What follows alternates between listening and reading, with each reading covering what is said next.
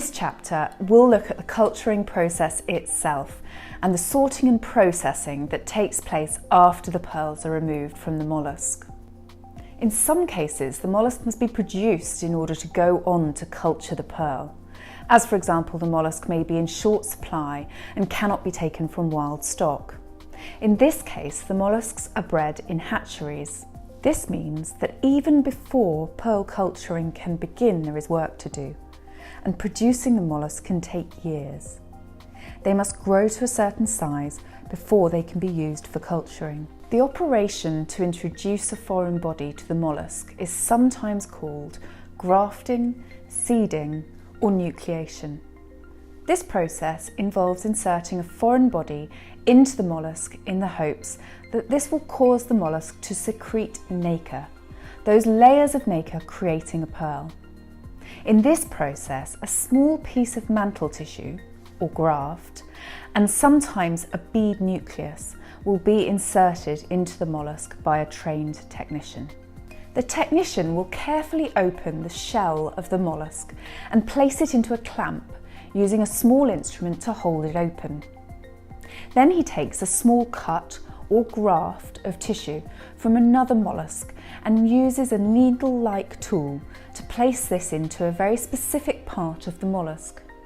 In some culturing, a nucleus made from shell, usually cut, ground, shaped and polished into a round bead, will also be inserted at this stage. The mollusk is then suspended in water for a period of time in the hopes that nature will now take over and create a pearl. How long that mollusk is left in the water is a careful balance. Where a mollusk is left in the water for a longer period of time, the layers of nacre will be thicker and the lustre of the pearl will likely be better. However, the longer the pearl farmer leaves the mollusk in the water, the greater the risk that the pearl will start to grow off shape or have more markings. The perfect combination of good lustre, good shape and low markings is a small part of the crop.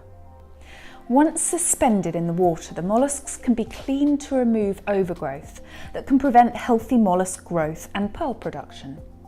But much will be out of control of the pearl farmer, including, for example, natural disasters such as earthquakes and typhoons, which have been known to wipe out whole farms and years of work. When the mollusks are taken out of the water, they're cut open and the mollusk's flesh and hopefully a pearl are removed.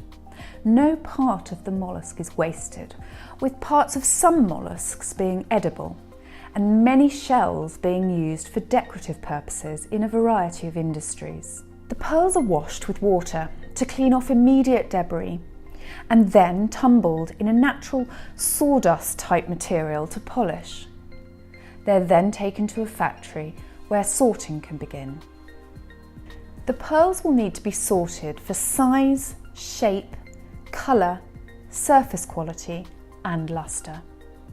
For example, when sorting for size, pearl sieves at 0.5 mm increments will be used to separate 6 to 6.5 mm from say 6.5 to 7. They will be sorted for body colour and from the body colour into groups of different overtone. They will also be sorted for surface quality and lustre, and then they'll need to be drilled. Where the pearls have just one marking, they will often be half drilled on that marking for use in earrings, pendants, rings, where just one hole is needed, leaving an otherwise clean-skinned pearl. Others will be selected for drilling through, fully drilling, for necklaces and bracelets. Once they have determined the best spot for drilling, they will drill through the pearl. Here, in the case of a fully drilled pearl, they will use a 2-bit drill designed specifically for drilling pearls from both sides. The pearls are now loose strung in rows or paired, and our role in selection can begin. You should now be aware of producing the mollusks used for farming, implantation of the irritant, the careful balance the farmer faces leaving the crop in the water, and the process of sorting the pearls once they're removed from their shells.